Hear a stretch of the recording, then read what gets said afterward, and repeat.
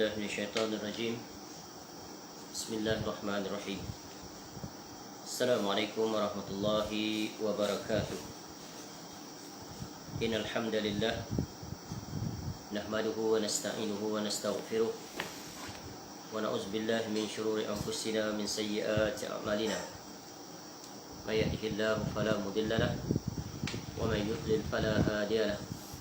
وأشهد أن لا إله إلا الله وحده لا شريك له وأشهد أن محمدا عبده ورسوله.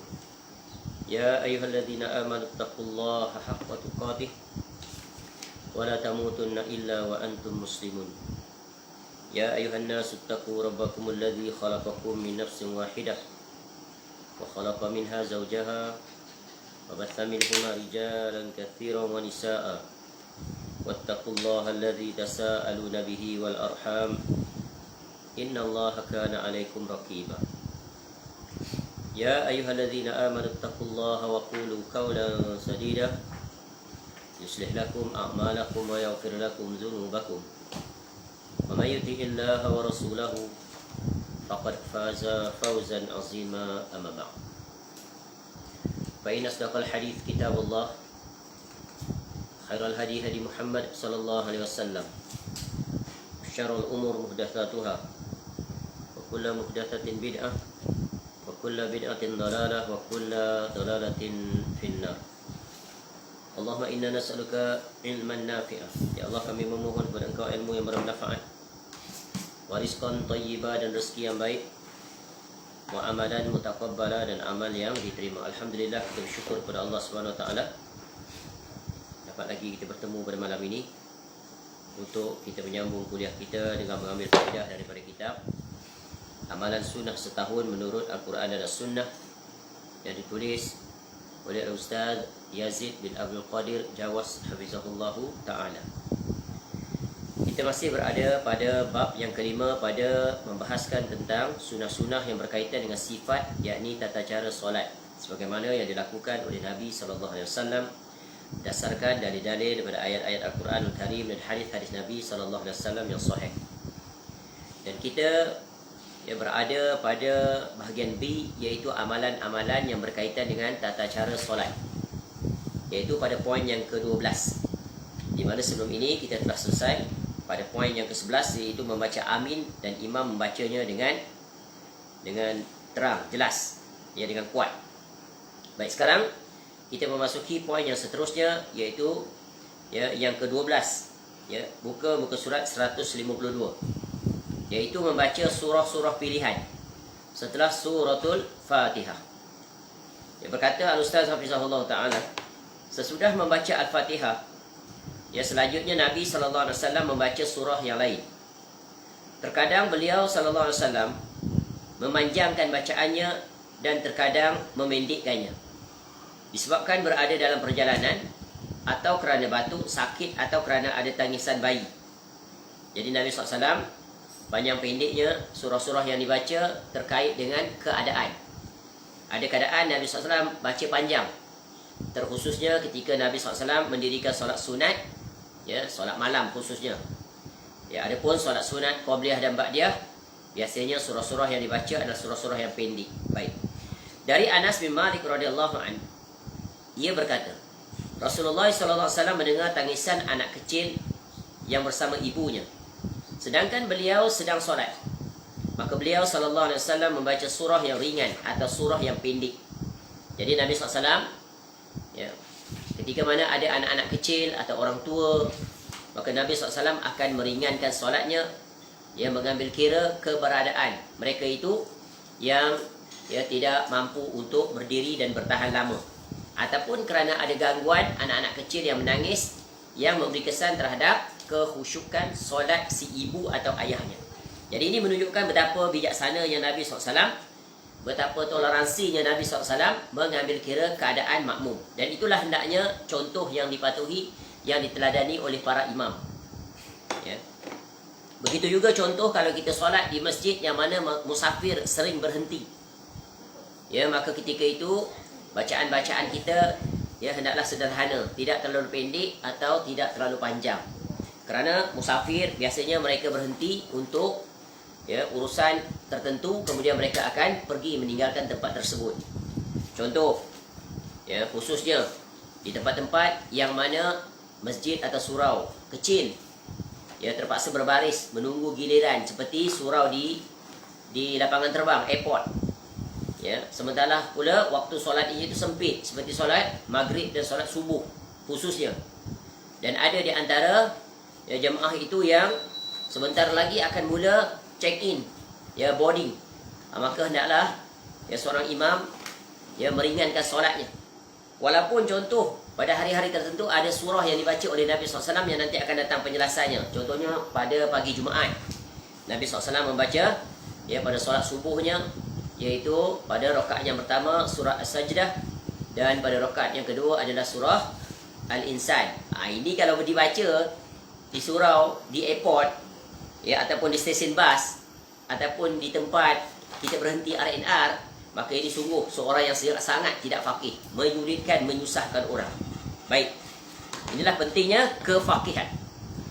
Dan kefaqihan itu tidak akan diperolehi melainkan dengan mencontohi bagaimana Nabi SAW melaksanakan ibadahnya, khususnya yang sedang kita perbincangkan yang berkaitan dengan solat.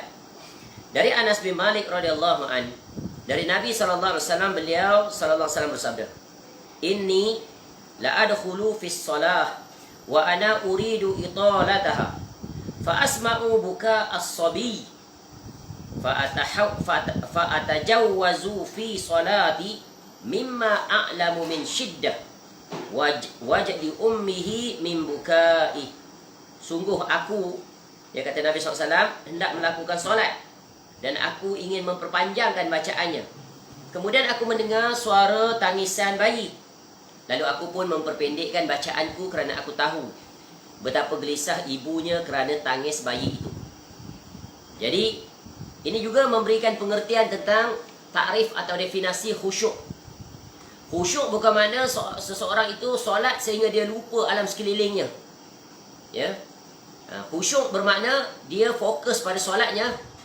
Namun bila ada perkara-perkara yang memberi kesan terhadap solatnya ataupun mengambil maslahah orang-orang yang mengikuti solatnya, maka itu juga dinamakan khusyuk.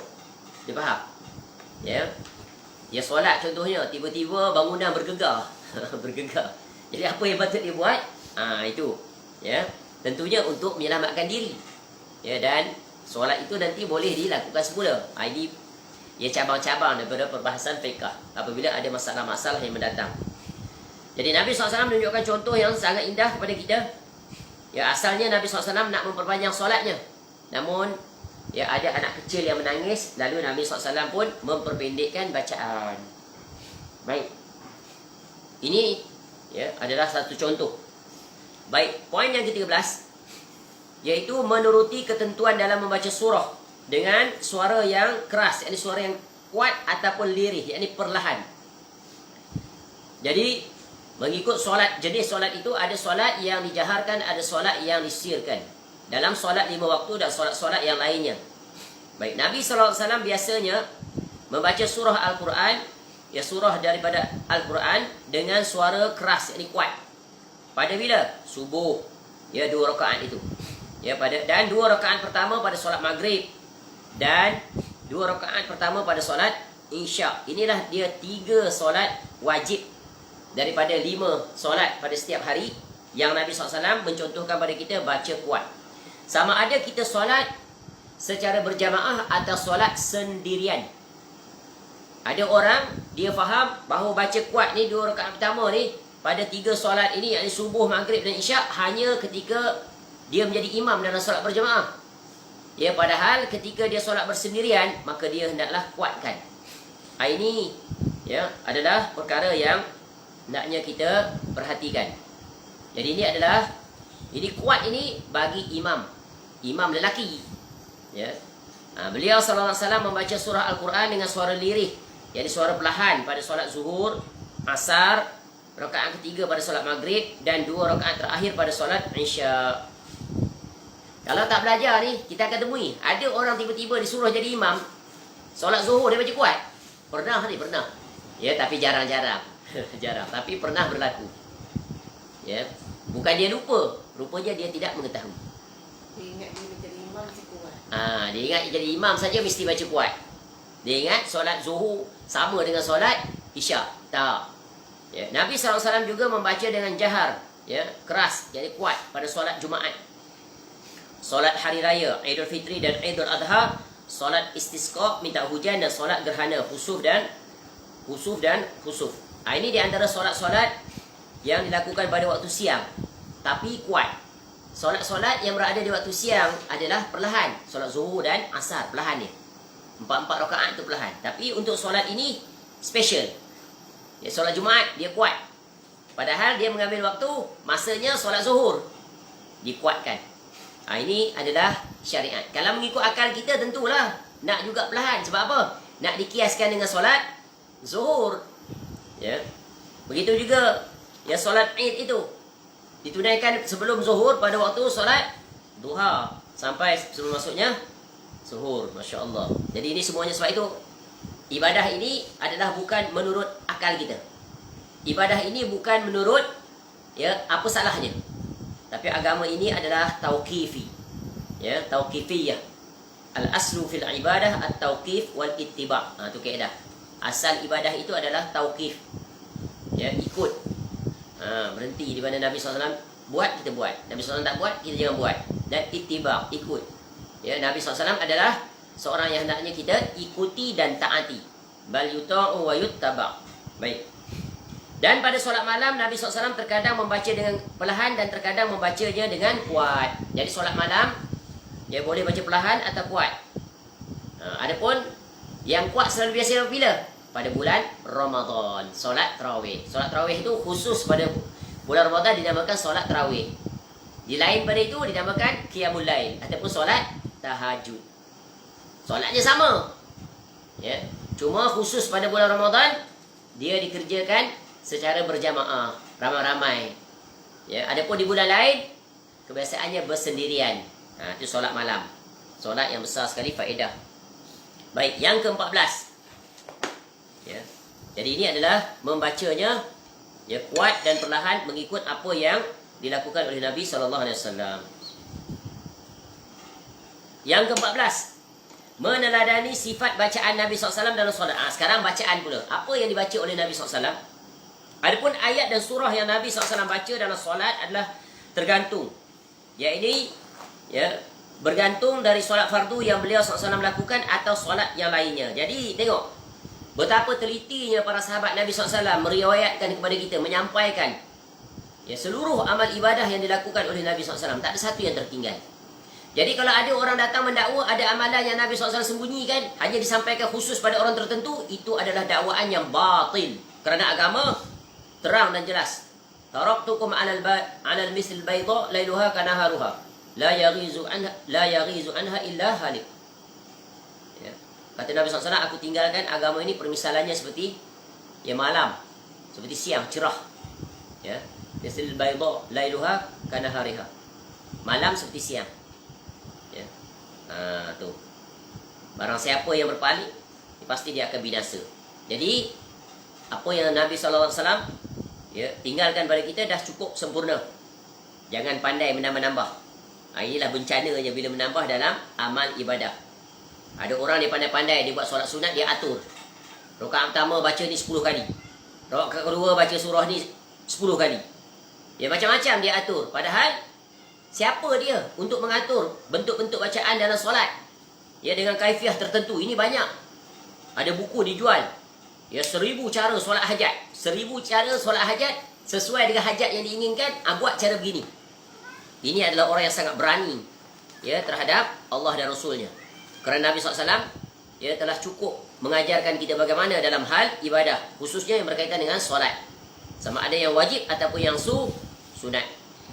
Baik, sekarang kita lihat contoh-contoh apa yang dilakukan oleh Nabi SAW dalam hal bacaan. Yang pertama adalah solat subuh. Dalam solat subuh, Nabi SAW biasa membaca surah-surah yang panjang. Ya, surah yang panjang dari kelompok surah-surah yang terpotong-potong. Tiwalul mufassal. Yakni dari surah Qaf. Surah Qaf ni adalah ya dan atau surah Al-Hujurat. Ini pada juzuk yang ke-26. Ya, surah yang ke-50 dan surah yang ke-49. Ya, ayatnya adalah ya sederhana. Ya, tiwal panjang. Tapi panjang iaitu terdiri daripada, kalau surah Qaf ni ada 45 ayat, surah Al-Hujurat ini ada 18 ayat. Tapi ayatnya satu ayat panjang. Contoh surah Al-Hujurat tu panjang. Ya ayyuhalladzina amanu la tuqaddimu baina yadayillahi wa rasulihi wattaqullaha innallaha samiun alim. Ya ayyuhalladzina amanu la tarfa'u aswatakum fawqa sautin nabiyyi ila akhir ayat. Satu-satu ayat tu agak panjang. Ya. Baik. Sehingga dengan surah An-Naba. Naba ni pada juzuk 30. Surah yang pertama daripada juz 30 itu. Dan terkadang beliau SAW membaca surah-surah lainnya. Di antaranya Rasulullah SAW membaca surah Al-Waqi'ah, idza waqa'atil waqi'ah, laisa liwaqa'atiha, dan seterusnya. Ya, dia ayat pendek tapi panjang. Pendek tapi banyak, bukan pendek tapi banyak. Pendek tapi banyak, 96 ayat dalam 2 rakaat. Maksudnya bagi 2. Ya, surah At-Tur 49 ayat, Qaf 45 ayat. Ya, At-Takwir, Al-Zalzalah, Ar-Rum, surah Rum. Ya, surah Yasin, ya, As-Saffat atau yang selainnya. Ya, bagaimana cara Nabi SAW membaca surah ini? Iaitu beliau SAW memperpanjang bacaan pada rakaat pertama dan memperpendek bacaan pada rakaat kedua. Contoh, kalau rakaat pertama itu kita baca 30 ayat, rakaat kedua barangkali 15 ayat, 45 ayat, gitu. Kemudian solat subuh di hari Jumaat. Pada solat subuh hari Jumaat, beliau SAW membaca Alif Lam Mim Tanzil, yakni surah As-Sajdah, 30 ayat. Ya, Alif Lam Mim Zalikal Kitab, Alif Lam Mim Tanzilul Kitab. Allah. Alif Lam Mim Zalikal Kitab. Surah Al-Baqarah. Jangan sah.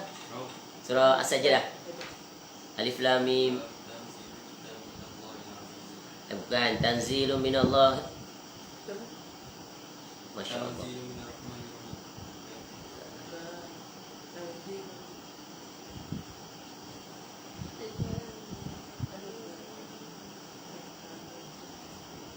Tanzilul kitab la raiba fihi min rabbil alamin am yaqulu naftara bal wal haqqu min rabbika litunzira qauman ma atahum min nadhirin aw gitu. Insyaallah buku. Ya, baik. Kemudian pada rakaat yang kedua adalah Al-Insan, hal ata 'alal insani hinu minad dahri lam yakun syai'an madhkura inna khalaqnal insana, dan seterusnya. Ya, di surah Al-Insan. Tapi ini bukan setiap pagi Jumaat. Ada orang beranggapan setiap pagi Jumaat. Jadi kalau dia merutinkan nanti seolah-olah menganggapnya wajib. Sebab berlaku ya di setengah masjid ada surau, setiap pagi Jumaat dia baca surah ni. Jadi ketika tiba-tiba imamnya tak datang, sudah tak ada seorang berani nak jadi imam. Sebab apa? Yang dia faham kena baca surah ini. Ya, lalu naiklah seorang imam dengan confidentnya naik tapi tak baca surah ini. Lepas tu makmum belakang berbisik-bisik komplain. Tu kan? Jadi Nabi SAW bukanlah setiap kali pagi Jumaat baca surah ini secara konsisten. Ya, tapi Nabi SAW banyak membaca surah ini. Boleh diselang-selingi dengan surah lain. Baik, kemudian solat sunat fajar, iaitu qabliyah subuh. Beliau SAW pada 2 rakaat solat sunat fajar sangat pendek bacaannya. Terkadang setelah membaca Fatihah, pada rakaat pertama Nabi SAW membaca ayat 136 surah Al-Baqarah. Satu ayat je. Sedangkan pada rakaat kedua beliau membaca ayat 64 daripada surah Al-Imran. Dan terkadang beliau SAW menggantinya dengan 52 ayat surah Al-Imran. Jadi ayat 52. Jadi satu perkara yang hendaknya kita fahami, solat sunat setelah surah Fatihah ada bacaan surah yang lain ataupun ayat. Jangan hanya membaca suratul Fatihah kemudian terus rukuk. Ya, kerana Nabi SAW setiap selesai membaca suratul Fatihah, ya, solat wajib tentunya Nabi SAW baca, begitu juga solat sunat. Ya, kecuali ya masa sempit. Itu pengecualian. Tapi kalau masanya panjang tidak ada masalah, maka bacalah surah-surah yang kita hafal. Ya, ataupun kita berusaha sekarang untuk mencontohi Nabi SAW membacanya. Sekurang-kurangnya dalam seumur hidup kita telah pernah sekali mencontohi Nabi sallallahu alaihi wasallam. Itulah tujuan kita mempelajari kitab ni. Jadi tadi solat subuh, mana surah yang belum pernah kita baca? Oh, barangkali surah Qaf belum pernah baca, surah Al-Hujurat dah baca. Oh, surah Al-Waqi'ah dah pernah baca. Oh, barangkali surah Tur tak pernah baca lagi. Maka kita cuba baca, hafal. Jadi secara tak langsung kita akan menghafal surah-surah ini. Ya. Jadi sebenarnya yang penting adalah mempraktikkan. Itu kebaikan bagi kita. Kenapa kita dapat menghafal surah-surah ini? Terkadang juga beliau SAW membaca surah Al-Kafirun pada rakaat pertama dan surah Al-Ikhlas pada rakaat kedua. Dari Jabir radhiyallahu anhu bahawa ada seorang lelaki berdiri, kemudian melakukan 2 rakaat fajar. Pada rakaat pertama dia membaca Qul ya ayyuhal kafirun sampai akhir ayat, maka Nabi SAW bersabda, "Hadza 'abdun amana bi rabbih." Orang ini adalah hamba yang beriman kepada Rabb-nya. Masya-Allah. Ini tentang keistimewaan apa ni? Surah Qul ya ayyuhal kafirun, al-wala wal bara.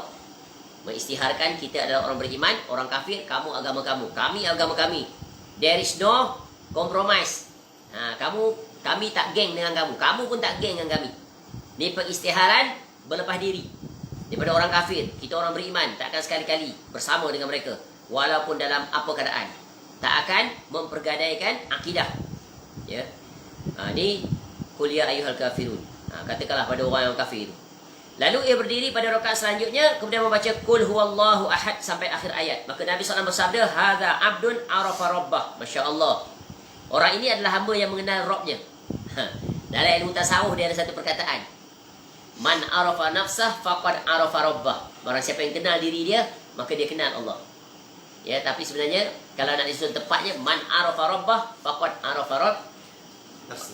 nafs. Macam mana? Man arafa rabbah faqad arafa nafsah. Barang siapa yang kenal, sepatutnya barang siapa yang kenal Rabb-nya, maka dia akan kenal diri dia. Dia terbalik. Itulah timbulnya ajaran-ajaran yang menyimpang daripada kata-kata ini. Ya, kita kena kenal diri dulu, baru kenal Allah. Rupa-rupanya Allah tu ada pada diri kita. Sesat terus. Ya, tengok Nabi SAW menyebut bagaimana nak kenal Allah. Ni, Qul huwallahu ahad. Hadza 'abdun arafa rabbah. Orang ini adalah hamba yang mengenal Rabb-nya. Sebab Allah Ta'ala memperkenalkan dirinya menerusi salah satu surah yang sangat agung, iaitu suratul Ikhlas. Qul huwallahu ahad, Allahus samad, lam yalid wa lam yulad wa lam yakul lahu kufuwan ahad. Bacalah bagaimana para ulama menafsirkan ayat ini, sehingga disebut sebagai 1/3 daripada Al-Quran, kerana mengandungi hal yang berkaitan dengan akidah tentang pengenalan seorang hamba terhadap Rabb-nya. Allah memperkenalkan dirinya kepada hamba-hambanya. Satu ayat yang sangat agung, surah yang sangat agung. Kemudian solat zuhur. Pada rakaat pertama dan kedua, Nabi SAW membaca suratul Fatihah dan 2 surah, masing-masing rakaat 1 surah. Beliau SAW lebih memanjangkan bacaan pada rakaat pertama dan memendekkan bacaan pada rakaat kedua. Terkadang beliau SAW membaca surah Al-A'la dan Al-Ghashiyah. Terkadang membaca surah Al-Buruj dan At-Tariq. Terkadang membaca surah Al-Lail dan terkadang membaca surah Al-Insyiqaq atau surah-surah semisalnya. Nabi SAW membaca surah-surah yang pendek di sini. Surah yang pertengahan. Surah yang pertengahan. Tapi ada juga pernah berlaku Nabi SAW membaca surah yang panjang pada solat zuhur. Surah yang panjang. At-Tiwal Al-Mufassal. Panjang. Sebagaimana dalam sebuah hadis Nabi SAW, sesungguhnya pernah didirikan solat zuhur. Nabi SAW solat zuhur, lalu ada seorang pergi ke Baqi' untuk menyelesaikan hajatnya. Perkuburan Baqi', Masjid Nabawi lah, sebelah. Jauh juga, bukan dekat. Keluar masjid tu, naik ke atas bukit sikit.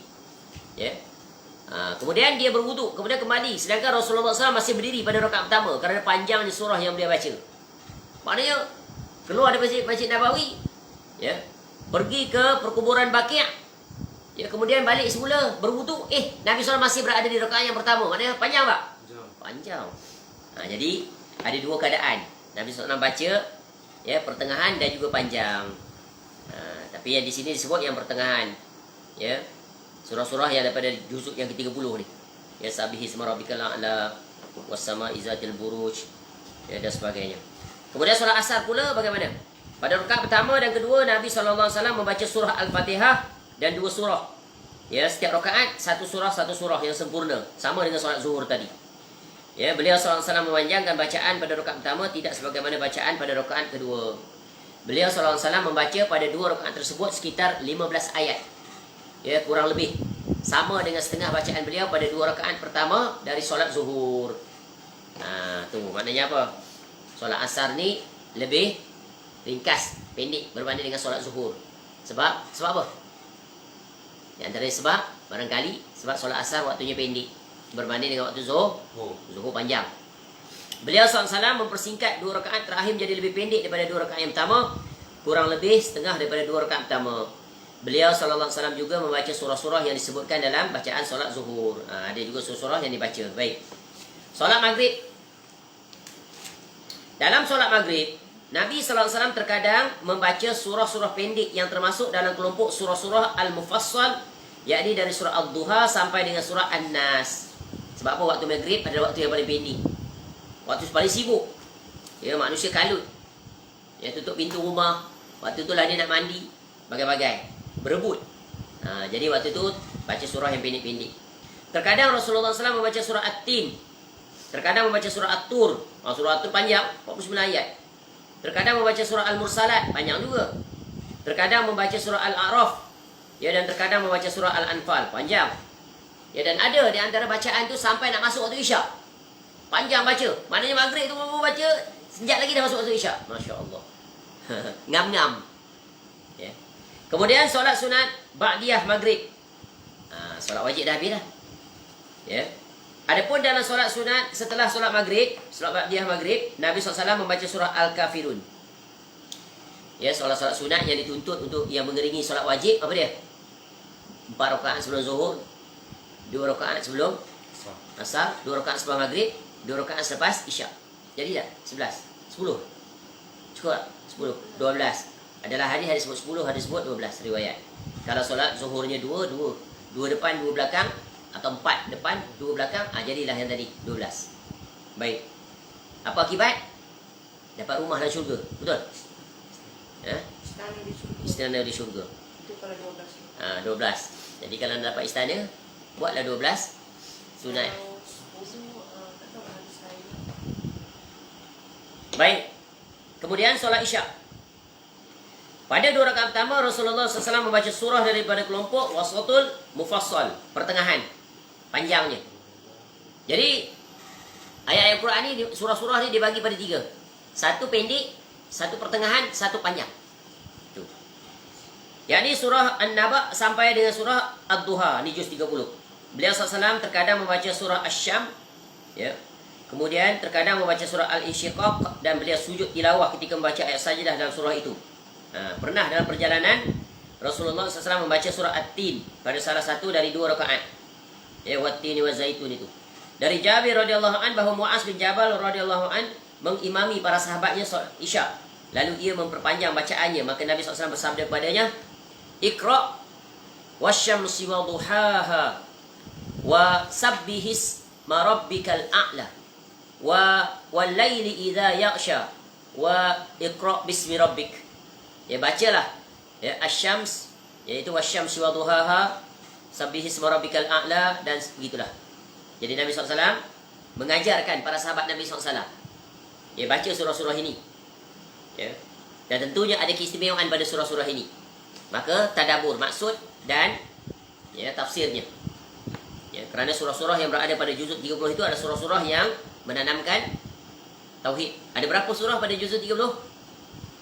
Kalau tak silap ada 37. 4 atau 5 saja surah-surah Madaniyah. Selebihnya ada surah Makkiyah. Apa fokus utama surah Makkiyah? Penanaman tauhid, pemantapan tauhid. Ya. Membina kekuatan iman dan menjauhkan diri daripada perangkap dan terjatuh di dalam kesyirikan dan sekutu-sekutunya. Kemudian memperingatkan tentang peristiwa negeri akhirat, hari kiamat, pembalasan, syurga dan neraka, dan menjelaskan tentang kebesaran Allah Ta'ala, memperkenalkan hamba kepada Allah dari sisi Ar-Rububiyah, membawa kepada sisi Al-Uluhiyah, dan memperkenalkan nama-nama dan sifat-sifat Allah. Maka berjalan seiringan. Bila seorang hamba mengenal Rabbnya, maka dia akan tunduk, taat, patuh, beribadah dengan sempurna kepada Rabbnya. Maka dia akan memiliki iman yang tangguh, iman yang kukuh. Kemudian barulah datang setelah itu perintah syariat untuk mendirikan amal ibadah. Baik. Kemudian solat malam pula, solat tahajud. Tadi kita dah sebut. Terkadang Nabi SAW mengeraskan suara bacaannya, dan terkadang beliau SAW memperlahankannya. Kadang-kadang beliau SAW menyingkat bacaannya, meringkaskan bacaan. Dan terkadang beliau SAW memanjangkannya. Bahkan terkadang beliau SAW sangat memanjangkan bacaannya. Terkadang beliau SAW membaca surah Al-Baqarah, Al-Imran dan An-Nisa dalam satu rakaat. Bayang, Betapa panjang ni. Begitu juga rukuk sujud Nabi SAW sama dengan ni. Lamanya. Dan ada Nabi SAW baca hanya satu ayat, diulang-ulang sampai ke subuh. Ya. Kemudian solat witir. Pada solat witir yang 3 rakaat Nabi SAW sentiasa membaca. Ni sentiasa, consistently. Ya, surah Al-A'la, surah Al-Kafirun dan Al-Ikhlas. Ini semua kita tahu ni. Ya, bila solat tarawih aja, 3 rakaat yang terakhir tu inilah imam baca. Ya, pada rakaat pertama Nabi SAW membaca surah Al-A'la. Pada rakaat kedua beliau SAW baca surah Al-Kafirun. Dan pada rakaat ketiga beliau SAW membaca surah Al-Ikhlas. Terkadang pada rakaat ketiga beliau SAW menambah je dengan surah Al-Falaq dan surah An-Nas. Tapi yang lazim berlaku di negara kita, ya, imam akan membaca 3-3 ni pada rakaat yang ketiga. Betul kan? Qul huwallah, qul a'udzu birabbil falaq, qul a'udzu birabbin nas. Sebenarnya boleh juga tanpa membaca 2 surah itu yang terakhir, cukup dengan suratul Ikhlas. Jadi digilir-gilirkan. Tu untuk menunjukkan bahawa yang itu sunnah, yang ini juga sunnah. Jadi umat, masyarakat ahli jamaah akan tahu, ini rupanya sunnah Nabi SAW juga. Kerana kita telah mempelajari di awal sebelum ini, Nabi SAW menunjukkan kepada kita beberapa contoh variasi bacaan yang merupakan sunnah-sunnah yang hendaklah kita cuba untuk lakukan. Seperti apa? Dalam doa iftitah atau istiftah. Banyak kan? Kita belajar bukan 5 atau 6. Lebih sebenarnya. Banyak. Ya, nanti akan datang contoh-contoh bacaan lain seperti dalam rukuk, dalam sujud. Ya, banyak Nabi SAW ajar bacaan-bacaan yang pelbagai. Baik, seterusnya solat Jumaat. Pada rakaat pertama Nabi SAW terkadang membaca surah Al-Jumu'ah. Saudara Rahman baca sikit surah Al-Jumu'ah. A'udzubillahi minasyaitonirrajim. Bismillahirrahmanirrahim. Yusabbihu lillahi ma fis samawati wa ma fil ardi al-malikil quddusil azizil hakim. Ada cukup. Itu awal pada surah Al-Jumu'ah, tentang hari Jumaat. Ya. Kemudian pada rakaat kedua beliau sallallahu alaihi wasallam membaca surah Al-Munafiqun. Surah Al-Munafiqun baca. إذا جاءك المنافقون قالوا Nashhadu نقالوا nashhadu Rasulullah. Begitu. جاءك المنافقون قالوا Asal macam ni sah? Tak ingat juga. Zaja'akan munafiqun qalu nashhadu innaka Rasulullah dan seterusnya. Ya. Ini satu perkara yang hendak diperhatikan. Ada di antara imam-imam di solat Jumaat, dia baca surah Al-Jumu'ah ni dengan surah Al-Munafiqun ni bukan daripada awal. Dia ambil yang hujung. Iaitu daripada ya ayyuhallazina amanu idza nudiya lis-salati min yaumil jumu'ati fas'au ila zikrillahi wa zarul bai' dan seterusnya habis. Kemudian nanti naik rakaat kedua dia baca ya ayyuhallazina amanu surah Al-Munafiqun apa hujung ni? Bukan surah Al-Munafiqun. Dia baca dengan surah ni. Surah As-Saff. Ya, dia akan baca pula nanti ya ayyuhallazina amanu kunu ansarallah kama qala Isa bin Maryam lil hawariyyin man ansari ila Allah ila akhir ayat. Padahal sunnah Nabi SAW adalah baca surah Al-Jumu'ah itu yang lengkap, sempurna. Ya, kemudian baca surah Al-Munafiqun juga lengkap, sempurna. Jadi ini sunnah Nabi SAW. Ya, kenapa dipendekkan? Sebab khutbahnya panjang. Ya, masa suntuk. Tapi kalau sunnah, Nabi SAW memperpendekkan khutbah, memanjangkan solat seperti ini. Baru dapat baca surah panjang. Tu. Jadi surah Al-Jumu'ah dan surah Al-Munafiqun tadi, idza ja'akal munafiquna qalu nashhadu innaka la rasulullah wallahu ya'lamu innaka la rasuluh wallahu yashhadu innal munafiqina lakazibun. Satu surah khusus menjelaskan tentang watak dan tabiat orang-orang munafik. Yang watak ini ada di sepanjang zaman sampai sekarang. Namanya Abu Ali Ahmad, tapi perangainya munafik. Ya, dan orang-orang seperti ini tetap ada di sepanjang zaman. Sama ada dia munafik tulen atau munafik pada perangai. Berjanji apa? Tak tepati. Diberi amanah, khianat. Bercakap, dusta. Berkelahi, melampaui batas. Senang saja nak tahu. Ya, itu ciri-ciri orang yang memiliki perangai munafik. Dan boleh membawa kepada munafik tulen bila diiringi dengan hati dia. Ya. Dan ini penyakit yang paling berbahaya. Ya, diberi amanah tapi khianat. Berjanji tak tepati. Bercakap bohong. Dan betapa bencananya munafik ni sehingga orang Melayu sangat tajam pemerhatiannya, orang dulu-dulu. Ya, masya-Allah. Orang Melayu ni special sungguh dia. Dia pun ada hadis juga, hadis orang Melayu. Tapi disebut dalam bentuk peribahasa, hasil pemerhatian yang tajam terhadap ayat-ayat Al-Quran dan hadis. Para ulama dulu cekap nak bagi faham guna bahasa kita. Munafik ni sangat berbahaya.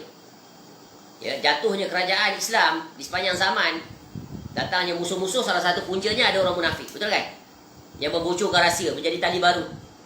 Ada satu gambar bagus daripada orang Indonesia. Dia tunjuk tentera-tentera orang Belanda tu ramai bergambar bersama. Ada satu orang Melayu. Tu dia munafik. Disebabkan dia seorang ini, Belanda berjaya menawan negara Indonesia yang sangat besar. Padahal Belanda tu kecil, bukan main. Betul kan? Siapa yang pernah pergi ke Belanda tahulah. Yang landed dekat dia punya airport Amsterdam tu. Ya, Masya Allah. Turun pergi ke Rotterdam. Tengok, kecilnya negara. Tapi boleh sampai ke Indonesia, boleh menakluk Indonesia ratusan tahun. Lama, ratusan, berapa ratus tahun. Padahal negara dia kecil. Dan satu-satunya negara yang berada di bawah parah laut. Laut atas daripada dia. Negara dia tu. Kalau Allah takdirkan laut naik, habis tenggelam negara dia. Indonesia, Masya Allah. Lebih daripada 17,000 buah pulau. Penduduknya, ya kalau sekarang, kalau dulu tak tahulah berapa juta. Dia boleh kuasai seluruh. Kalau kita pergi ke Pulau Jawa khususnya, kita akan pergi setiap kota dia akan ada bangunan Belanda. Macam kita lah, British ni. Ya, pergi Pulau Pinang, pergi ke Ipoh, pergi ke Melaka, ada bangunan-bangunan peninggalannya. Ya, kalau kita pergi ke Semarang, pergi ke Surabaya, ya pergi ke Jogja, ada bangunan semua. Bangunan Belanda. Padahal Belanda tu kecil. Sekarang panggil apa? Netherlands. Netherlands. Selalu tertukar dengan Denmark. Dia Netherlands. Ya. Masya Allah, Belanda. Apa dia? Kalau orang munafik ni, gunting dalam lipatan, musuh dalam selimut, api dalam sekam, duri dalam daging, talam dua muka. Lagi apa? Luar lain dalam lain. Rencong mungkin. Rencong macam mana buluh tu? Tu ada. Tengok 7. Banyak lagi ni kalau boleh reka. Menunjukkan apa? Paling bahaya munafik. Dan Quran pun sebut munafik ni paling bahaya. Munafik dia lebih diazabkan daripada orang kafir. Duduk di neraka yang paling bawah, kerak neraka tu. Ya, neraka ada berapa? 7 tingkat. Dia yang bawah sekali. Tu Allah azab dia. Ya, sebab bahayanya dia. Sebab penampilan soleh, alim, masya-Allah. Ya, berpenampilan tapi dalam hati ya bukan main lagi. Dia seperti apa? Serigala apa munafik? Serigala berbulu domba. Tu dia. Serigala menyamar jadi domba. Dia nak makan domba. Tu ada kan kisah dulu. Musang berbulu ayam. Musang berbulu ayam. Ramai pula, banyaknya. Contoh munafik ni terlalu banyak. Sebab tu kalau kita buka surah Al-Baqarah, ya, mukadimah pada surah itu adalah tentang orang beriman. Orang beriman ya cuma ada 4 ayat. Orang kafir 2 ayat. Orang munafik 13 ayat. Dan banyak lagi nanti dikisahkan. Di antara surah yang banyak menjelaskan wajah orang munafik, surah apa? Selain munafikun ni. Surah At-Taubah. Peperangan Tabuk tu. Ya, ikut betul retreat dia. Ya. Dan banyak lagi surah-surah yang lain. Sehingga betapa jahatnya dia bersekongkol dengan Yahudi. Yahudi pun kena juga dengan dia. Istilah bahasanya kena tiaw juga dengan dia, kena tipu juga. Yahudi yang cerdas ahli kitab tu kena tipu. Ketika dia berkata, jangan risau. Ketika Nabi SAW bagi satu hukuman pada Bani mana, satu lupa lah. Yang mereka tu, ya, kisah apa tak ingat. Kemudian Nabi SAW bagi dia peluang untuk keluar. Dalam tempoh berapa hari, kena keluar daripada kawasan itu. Tak ingat, Bani Kainuqa ke apa. Lalu datang Abdullah bin Sabah, nasihat, jangan keluar. Tetap kami akan datang bantu kamu. Kalau nanti Nabi SAW datang dengan tenteranya. Dengan janji tu tak datang, dia takut. Nampak tak? Ni munafik ni bukan boleh dipercaya. Tu dekat surah Hashr kisah. Surah Al-Hash itu pengusiran. Al-Hashr. Dan surah tu. Ada kisah munafik dengan orang. Tu. Pengusiran tu Pengusiran betul. Nabi SAW bagi aktimah 15 hari. pada bagi apa tu? Itu peperangan apa tu? Baik. Terkadang beliau SAW mengganti surah Al-Munafiqun pada rakaat kedua dengan Al-Ghashiyah. yakni beliau SAW membaca surah Al-Jumu'ah pada rakaat pertama dan Al-Ghashiyah pada rakaat kedua. Dan terkadang membaca surah Al-A'la dan Al-Ghashiyah. Alangkah bagusnya kalau sunnah ini dihidupkan pada hari Jumaat. Kenapa? Ketika hari Jumaat, ramainya kaum lelaki datang solat berjamaah. Dululah, sekarang taklah. Sekarang hanya dibenarkan berapa orang? Ya. Dibenarkan 40 orang. 40 pun yang telah divaksin 2 dos. Tak cukup, 1 dos tak boleh datang. Tak penuh pula. Sebab masih ramai yang belum divaksin. Masya Allah. Musibah sungguh. Bukan musibah COVID tu ringan. Yang beratnya musibah tak boleh datang ke masjid. Musibah masjid ditutup. Tapi yang ajaibnya tempat lain semua dibuka. Ya, Masya Allah. Ini ada pro and con. Khairan bin ajaib. Ya. Sampai bilalah kita akan lihatkan masjid itu. Tapi di tempat-tempat lain berapat, beratur bagai. Berhimpit lagi, berdemo lagi. Ya, Masya Allah. Yang solat berjamaah digari, dipakai baju oren. Dah dunia dah terbalik. Bukan mengundang rahmat Allah, mengundang kemurkaan Allah. Pelaku-pelaku maksiat dibiarkan berleluasa. Ya. Orang pergi kerja ribuan. Tapi nak pergi masjid tidak dibenarkan. Tapi vaksin di masjid boleh pula. Ajaib. Tak masuk akal ni cara manusia timbang tara dia berdasarkan apa? Wallahu a'lam. Mereka akan bertanggungjawab nanti di hadapan Allah di negeri akhirat. Masya Allah. Baik, seterusnya solat Idain, Idul Fitri dan Idul Adha. Pada rakaat pertama terkadang Nabi SAW membaca surah Al-A'la, dan pada rakaat kedua beliau SAW membaca surah Al-Ghashiyah. Beliau SAW juga terkadang membaca surah Qaf dan surah Al-Qamar. Maka wahai para imam, berusahalah untuk membaca surah-surah ini. Sebab tu kita sebut, ya Allah, setelah mengetahui surah-surah Nabi SAW ni, rasa tak terbuat ni. Banyak benda ni, betul kan? Dia nak menghafal surah ni satu bab dah kalau tak hafal. Ya, Masya Allah. Lainlah dia tu hafiz. Ya, tapi bukan semua imam tu hafiz. Ya, imam di rumah kan. Ya, nak kena baca ni. Ya, surah At-Tin boleh lah. Surah Al-A'raf, surah Al-Anfal. Tu. Tapi kalau ada kemahuan, maka insya-Allah. Jadi dia khusus bagi para hufaz. Ni. Tengok ni apa Nabi SAW buat. Hafal, baca. Tengok, praktik. Okey, solat maghrib, Nabi SAW baca surah ni. Tu nak baca lah. Surah Wadduha, Ad-Duha, An-Nas. Itu senang. Ya, ni. Surah Al-Mursalat. Ya, itu para malaikat. Utusan Allah. Baca. Baik. Marilah sama-sama kita berusaha untuk membaca surah-surah yang dibaca oleh Nabi SAW dalam rangka meneladani Nabi SAW. Ini bukan perkara kecil. Ini perkara besar. Ya, kerana seorang itu dinilai dengan niatnya. Dan apabila muwafaqah dengan apa yang dilakukan oleh Nabi SAW, maka sungguh dia akan meraih keberuntungan yang sangat besar. Ingat, barang siapa yang berjalan di atas sunnah Nabi SAW, dia akan mendapat syafaat Nabi SAW. Itu di antara syarat untuk mendapat syafaat Nabi SAW adalah ittiba'ur rasul. Jadi tidak ada istilah perkara ini sunat, tak buat pun tak apa. Itu cara sudut pandang yang salah dan merugikan diri seseorang. Ya, sunat itu adalah berbuat dapat pahala, dapat kecintaan daripada Allah, kecintaan daripada Nabi SAW. Dia meninggalkannya rugi. Rugi selama-lamanya. Ya, padahal kita mampu. Allah bagi kita usia, bagi peluang, dan Allah telah sampaikan ilmu itu pada kita sekarang.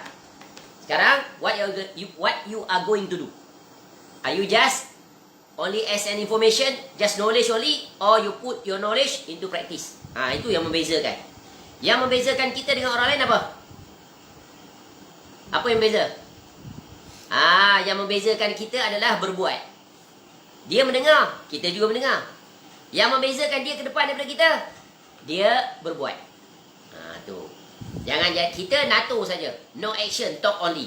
Dia just do it. Let's do it. Kita nak begitu. Sebab tu kita mohon pada Allah agar Allah memudahkan kita, ya, apa saja ilmu yang telah sampai kepada kita, Allah ringankan diri kita untuk melaksanakannya. Ya, sedikit demi sedikit. Tak boleh buat sekaligus, tak boleh buat semua. At least ada beberapa sunnah, ya, daripada solat-solat yang telah kita pelajari ini, maka kita berusaha untuk, ya, membacanya. Tak boleh hafal semua. At least kita baca beberapa ayat. Kita berusaha. Sebab, ya, agama ini sesuai dengan kemampuan. Ya. Baik. Seterusnya, solat jenazah. Wajib membaca Al-Fatihah. Sebagaimana pendapat Al-Imam Syafi'i rahimahullah, Al-Imam Ahmad rahimahullah, dan Ishaq rahimahullah. Ishaq, ya, ya, Imam Ishaq pun, ya. Baik. Pendapat inilah yang dipegang oleh sebahagian ulama pentahqiq, yakni ulama yang meneliti, mengkaji dari mazhab Hanafi pada zaman ini.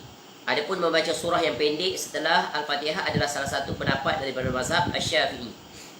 Surah-surah ini dibaca dengan tidak mengeraskan suara setelah takbir pertama. Baik. Dari Abu Umamah radhiyallahu an bahawa ia berkata, termasuk sunnah dalam solat jenazah ialah membaca Quran setelah takbir pertama dan tidak dikeraskan, tidak dikuatkan. Kemudian bertakbir sebanyak 3 kali dan mengucapkan salam pada takbir yang terakhir. Jadi surah Fatihah tidak ada doa iftitah, dan juga, ya, kebiasaannya tidak dibaca surah setelah suratul Fatihah. Sebab apa? Solat jenazah solat yang hendaklah disegerakan. Ya, jangan baca panjang-panjang. Baca yang patut-patut, yang telah ditetapkan oleh Nabi SAW. Dan solat jenazah adalah solat yang senang. Paling senang sekali solat jenazah. Tapi ramai orang yang tak mendirikan solat jenazah. Padahal yang meninggal itu adalah ayah dia, maknya, abangnya, adiknya. Dia boleh duduk saja, tengok saja. Padahal Swasta kan. ya, di swasta, pada masjid, surau. Padahal solat jenazah itu mudah. Kenapa mudah? Bacaannya mudah. Dan tidak ada rukuk, tak ada sujud. Jangan pergi bawa sejadah pula. Ya, pasang sejadah susun. Ini nampak sangat. Ya, tak pernah solat dan tak pernah belajar. Ya. Niat saja berdiri nak solat jenazah, 4 takbir. Bukan 4 rakaat, 4 takbir. Ya, ke atas mayat itu. Jadi imam, kerana Allah, takbir, Allahu Akbar. Langsung saja baca suratul Fatihah. Selesai, Allahu Akbar. Selawat Ibrahimiyah, selawat yang kita baca dalam tahiyat tu. Apa yang payahnya? Kecuali dia tak pernah solat. Memang tak erti. Kalau tak solat, macam mana dia nak baca? Ya. Kalau tak pandai, baca saja selawat pada Nabi SAW yang paling ringkas. Betul kan? Dah itu yang pandai. Ya. Kemudian takbir lagi, baca doa untuk jenazah. Kalau ayah dia, Allahumma ighfir lahu warhamhu wa'afihi wa'fu anhu wa akrim nuzulahu ila akhir doa. Tak hafalnya itu, panjang sangat. Apa yang hafal? Allahumma ighfir lahu. Ulanglah banyak kali. Allahumma ighfir lahu warhamhu. Allahumma ighfir lahu warhamhu. Tahu dah, Allahumma ighfir lahu tu, ya Allah ampunlah baginya. Bagi siapa? Ayah saya tu. Ya. Warhamhu, rahmatilah. Jadi nak solat jenazah tu takes time tu kan? Masih sempat nak belajar. Masih sempat. Tok Imam tu ajar saya nak jadi imam untuk ayah saya ni. Solat jenazah, Tok Imam tu ajar saya. Kau baca ni. Takbir pertama ingat ni. Yang kedua doa. Ikut Tok Imam, Allahumma ighfir lahu warhamhu wa'afihi wa'fu anhu. Takat tu je kau hafal dia. Takat tu je dah. Hafal itu. Tapi kita ni takkan nak tunggu mati baru nak belajar. Kita dah tahu ayah kita tu dah umur 70 tahun. Kita start lah belajar. Buat kursus adik-beradik. Yang lelaki apa guna adik-beradik ni kalau lelaki? Bahasa kasar tak ada faedah. Jadi lelaki. Anak sulung pula. Ya. Duduk pula sebelah rumah ayah. Kat satu kampung pula. Dan ada anak lelaki ni beralasan. Tak apa, kita serah balik di masjid lah. Kita duduk jauh. Kalau ayah mati, kita tak sampai lagi. Tak sempat. Memang tak sempat. Sebab otak dia tu dia dah set. Tak sempat.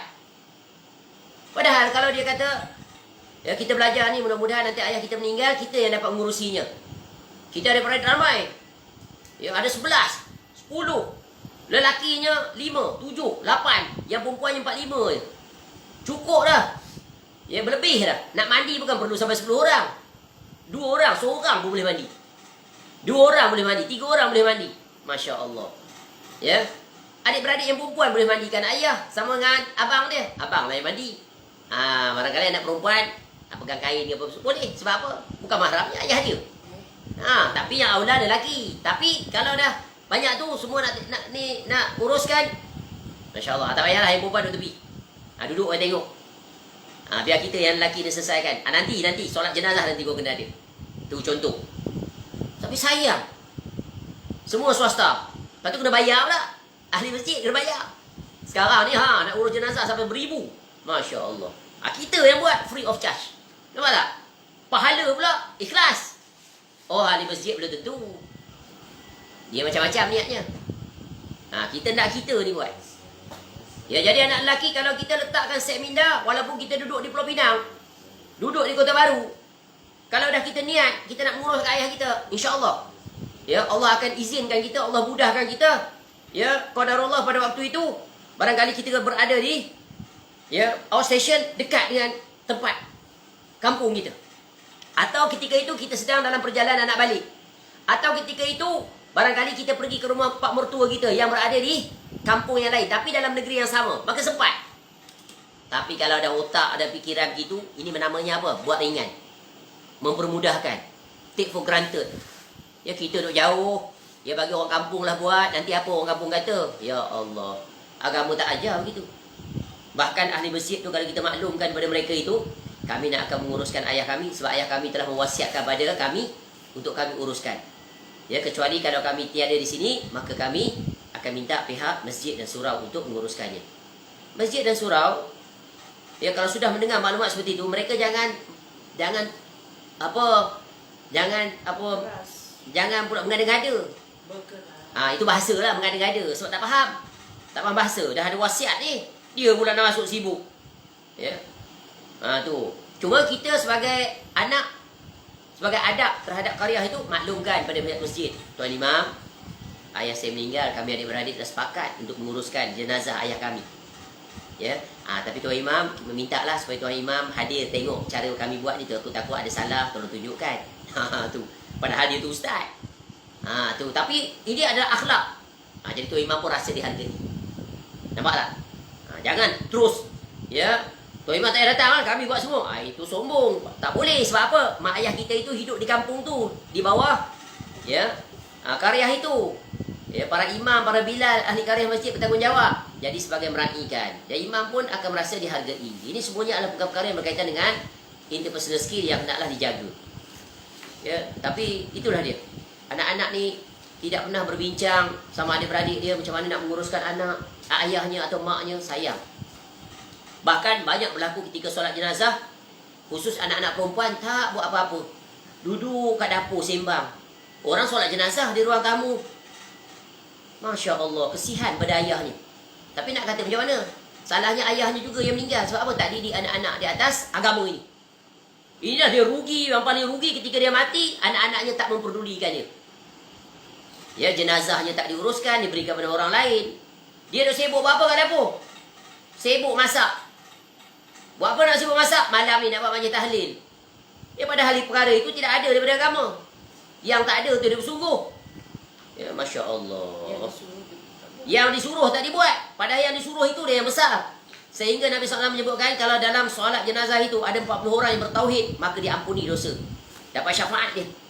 Ya, syafaat doa daripada orang yang mendirikan solat jenazah itu. Diampuni dosa dia masuk syurga. Ya. Bayangkan kalau ayah atau ibunya sewaktu dia hidup, anaknya katakan ada 10. Anak ada 10. Anaknya berkahwin, ada cucu. 10 juga. Cuba 10 kali 10 tak 100. Ada cicit lagi. Katakan 100 juga. Ni maksima lah. Ambil 50 sudah lah. Bila semua tu berhimpun, berapa ramai tu yang akan solat jenazah untuk ayah atau ibunya? Lebih daripada 100. Dia saja, tak perlu orang kampung. Dia saja cukup dah. Dan pasti ni semuanya akan ikhlas. Ikhlasnya pasti. Sebab apa? Anak cucu sayang pada tuknya, sayang pada tok wainya. Orang lain belum tentu, kecuali rakan-rakan ayah kita yang sepermainan sejak kecil, susah payah bersama, itu ikhlas. Tapi kalau musuh dia pernah berkelahi, pernah bergaduh, macam mana? Ya, tambah pula ayah, mak, ayah tu tak pernah pergi masjid. Waktu mati baru nak cari kami ada masjid. Waktu hidup masjid pun tak datang. Solat dalam keadaan marah. Dalam keadaan doa keburukan pula. Padan muka. Ya. Dulu tak nak ke masjid. Ya, sekarang kau ke masjid, dibawa ke masjid untuk disolat jenazah. Diingat peringatan ni, wahai anak-anak. Ya. Sebab itu ibu bapa naklah mengajari anak-anaknya tentang tata cara solat. Mulai daripada urusan kematian. Kalau ibu bapa tu nak mati, apa patut buat? Ya, talkinkan ibu bapa, ingatkan ibu bapa waktu solat. Kalau ibu bapa tu dah terlantar. Ya, ayah sekarang dah masuk waktu maghrib.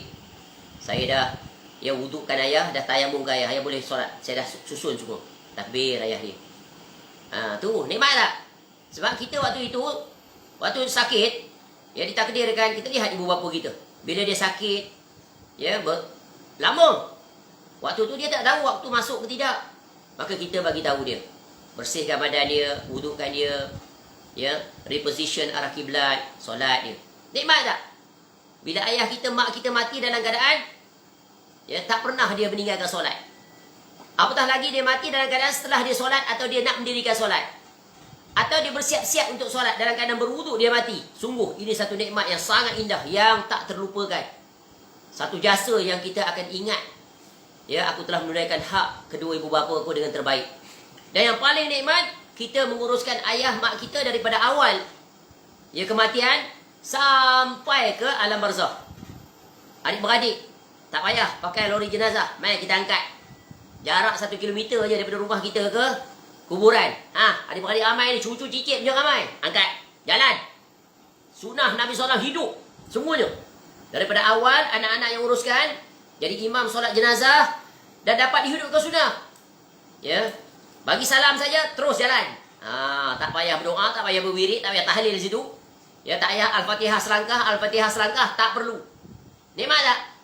Nikmat, masya-Allah. Ya, berbahagialah kedua orang tua yang diurusi oleh anak-anaknya yang menunaikannya muwafaqah dengan sunnah Nabi sallallahu alaihi wasallam sampai ke alam barzakh. Di kuburan, setelah dikebumikan, ikut cara Nabi SAW, dimasukkan daripada arah kaki. Arah kaki. Ya, bukan ambil daripada arah sisi. Ya, banyak orang dia ambil arah sisi. Salah. Sunnahnya bawa masuk ke kaki. Letak, ambil gempal tangan, baca Bismillahirrahmanirrahim, sunnati Rasulillah. Ya, kemudian kalau orang tersebut malamnya bersama isteri, dia tak boleh duduk dalam tu. Dia tahu tu semua, ceramah dulu pada ahli, semua keluarga. Selesai dikebumikan, dia tutup. Ya, tak ada nak siram air ke, nak letak bunga ke, nak tanam pokok, tak perlu. Tutup, letak batu satu. Kemudian berdirilah wakil daripada keluarga itu, bagi ceramah. Sebagaimana Nabi SAW bagi ceramah ketika kematian, ya, salah seorang sahabatnya yang diriwayatkan oleh Bara Al-Azib, seorang Ansar. Nabi SAW ketuk-ketuk, ya, tongkatnya ke bumi, pandang ke langit. Kemudian minta semua hadirin tu, ya, berdoalah untuk dia agar dia dimudahkan kerana dia sedang menghadapi kesulitan. Sebab apa? Akan ditanya oleh malaikat Munkar Nakir. Nabi SAW pun menjelaskan hadis, apabila seorang meninggal, malaikat datang, ya, kemudian bawa melepasi 7 lapis langit. Ya, kemudian kalau dia orang yang beriman, dimasukkan ke Illiyin, kemudian dikembalikan, kemudian diberikan pakaian putih, wangian. Para malaikat tanya, siapa ni? Turun balik. Allah perintah kembalikan dulu ke bumi. Ya, belum masa lagi, dia masuk syurga ni. Masuk ke jasad, ya, manusia pulang, kemudian dia didudukkan. Kemudian datang malaikat tanya, man rabbuka? Ya, wa ma dinuka? Ya, wa man nabiyuka? Wa fi riwayatin ma hadzal rajul bu'itsa fikum. Ya, siapa lelaki yang diutuskan pada kamu? Boleh jawab semuanya. Mumtaz. Masya-Allah. Nikmat tak? Nikmat. Yes. Hidup semua sunnah Nabi SAW. Maka asbab itu, ya, mudah-mudahan kedua orang tua kita yang meninggal itu mendapat pengampunan daripada Allah. Ya, dijadikan alam barzakhnya daripada satu taman-taman syurga. Ya, diampuni dosa dia, diberikan rahmat. Nikmatlah dia berada di situ dan dia beristirahat, maka dapatlah pada dia, ya, sepanjang, ya, dia berada di situ sebelum ditegakkan kiamat 3 perkara. Yang pertama dia dapat apa? Ya, waladun soleh yad'ulah. Yang kedua, sedekahun jariyah. Yang ketiga, ilmun yantafa'u bih. Dulu barangkali dia tak berilmu, sikit aja ilmu orang tua-tua dulu. Betul kan? Tapi dia ada ilmu. Mengajar Quran anak-anak dia, cucu-cucunya, ya. Kemudian dia mengantar anak-anaknya agar belajar agama dan sebagainya. Berjurah-jurah setiap saat. Ya, apatah lagi anak-anaknya semua anak-anak yang soleh dan solehah. Ya, menjaga solat dan sebagainya. Dan pelbagai lagi. Ya, duduk istirahat, pahala 24 hours non stop jalan. Itu baru satu. Kalau 10 semua macam tu. Nikmat tak? Nikmat. Sebab tu nikmat yang paling berharga apa dia? Bagi seorang ibu, bagi kedua ibu bapa, harta? Tak. Ya. Duit bermilion-milion? Tak. Apa lagi? Aset, saham. Bermilion-milion? Tak. Apa dia? Anak yang soleh. Anak yang soleha. Itulah dia. Harta yang paling bernilai. Ya, dia akan hanya jadi bernilai bila kedua ibu bapa itu ketika hidupnya mendidik anak-anaknya agar menjadi seorang yang bertakwa kepada Allah. Ya. Jadilah orang yang cerdas, yang pintar, berpendidikan, kaya tapi takwa kepada Allah. Maka beruntunglah kedua ibu bapa. Betapa banyak ibu bapa yang meninggalkan dunia ini dalam keadaan penyesalan. Kenapalah dulu aku tak didik anak aku di atas agama. Ya, anak aku hebat dalam urusan dunia. Ziarah aku pun tidak, tanya khabar pun tidak. Ya, ketika aku sakit, mau datang pun tidak. Bila ditelefon, kita yang telefon dia. Bukan dia telefon kita, terbalik. Minta maaf lah ya, saya sibuk. Ya, saya sedang mesyuarat. Projek nak handle. Tak boleh nak cuti ya. Bayang. Ya, kita waktu muda jadi ayah, tak rasa apa lagi. Nanti tunggu tua. Umur 50, 60, 70. Bila anak tak pedulikan kita. Ya, panggil sekali tak datang, 2 kali tak datang, 3 kali tak datang. Suruh itu tak buat, suruh ini tak buat. Hatinya terguris, terhiris. Kecewa. Nampak? Tu. Tapi kedua orang tua ni, dia tak zahirkan. Cuma dia duduk termendung bersendirian fikir kenapa perkara itu jadi. Tu. Ya. Jadi ingat ni. Ya. Panjang cerita ni berkaitan dengan solat jenazah, muhasabah. Jadilah anak-anak yang soleh dan solehah. Kalau kita anak yang soleh dan solehah, ayah kita, mak kita soleh dan solehah, maka untung dia. Tapi kalau ayahnya tidak mendidik anaknya di atas kesolehan, maka dia akan rugi serugi-rugi. Ketika mana orang berada di alam barzah mendapat pahala berterusan, nikmat dia, salah satu daripada taman syurga indah dia berada dalam kesempitan, kesunyian, menunggu hantaran daripada anak-anaknya. Bukan menunggu hantaran tahlilan orang, bukan, yang tu tak sampai. Itu bukan sunnah Nabi SAW. Orang kita bersungguh-sungguh pulun buat majlis yasinan, tahlilan. Ya. Ajaib sungguh dia. Apa yang Nabi SAW perintahkan dia tak buat. Yang tak diperintahkan berbuat dia. Kalau ditanya dia mana dalilnya, mana contoh daripada Nabi SAW, pasti dia tak akan dapat jawab. Yang dia dapat jawab datang ke syubhat. Ni apa salahnya zikir-zikir? Ya, zikir-zikir itu tengok Nabi SAW buat atau tidak. Maknanya kamu tu lebih pandai daripada Nabi SAW sehingga pandai pula merangka. Ya, mula-mula nak baca apa? Ila hadratin Nabi SAW Al-Fatihah. Nabi SAW tak berhajat pada Fatihah kita. Nampak tak? Itu seolah-olah menghina Nabi SAW. Ya, Nabi tak berhajat kepada Fatihah kita. Nabi berhajat kepada kita mencontohinya. Nabi berhajat pada kita selawat kepadanya. Nabi berhajat kepada kita SAW ikut sunnahnya. Itu yang dihajati oleh Nabi SAW pada umatnya. Ya, tu ittiba dan taat. Masya Allah. Baik, cukup sangat itu dulu. Ya, kita berhenti pada solat jenazah. Maka belajarlah. Ya, ajari anak-anak. Ya, sesekali buat kursus pengurusan jenazah. Ya, sebab kita mati bukan tunggu tua, bukan tunggu sakit. At any given time. Ya, Allah Ta'ala telah tetapkan dalam kerahsiaannya yang dirahsiakan untuk kita. Maka ya, hendaklah dipastikan anak-anak itu ya semuanya mampu untuk melakukannya. Khususnya anak lelaki. Ya, bukan bermakna anak perempuan tidak perlu belajar, kena belajar. Ya, maka insya-Allah ada kesempatan nanti kita akan belajar tentang solat jenazah. Ya, solat jenazah ya, dari segi mengkafankan jenazah, mandikan jenazah. Ya, dan juga solat jenazah dan pengkebumian. Step by step. Wallahu alam. Semoga bermanfaat. Semoga Allah berikan kita kefakihan, Allah berikan kita kecintaan untuk menghidupkan sunnah-sunnah Nabi sallallahu alaihi wasallam. Ya, dengan itu kita Ya, Allah berikan kenikmatan, kecintaan yang dalam pada Nabi SAW. InsyaAllah panjang umur kita akan sambung pada poin yang ke-15, iaitu membaca dengan tartil dan membaguskan suara. Wallahu a'lam. Allahumma ahyina wa amitna. Allahumma ahyina wa amitna ala al-Islam was sunnah. Dan dengan itu semoga Allah Ta'ala menghimpunkan kita kesemuanya nanti di negeri akhirat bersama dengan pengarang kitab ini, ya, Al-Ustaz Hafizahullah Ta'ala, dapat kesemuanya kita yang bersama dengan Rasulullah sallallahu alaihi wasallam di dalam syurga Firdaus ma'al ladzina an'amta 'alaihim minan nabiyyin was-siddiqin wasyuhada'i was-shalihin wa hasuna ulaika rafiqa. Wallahu a'lam. Subhanakallahumma wa bihamdika asyhadu an la ilaha illa anta astaghfiruka wa atubu ilaik. Sallallahu ala nabiyyina Muhammad wa ala alihi washabbihi wasallam. Wa akhiru da'wana alhamdulillahi rabbil alamin. Assalamualaikum warahmatullahi wabarakatuh. Assalamualaikum warahmatullahi wabarakatuh.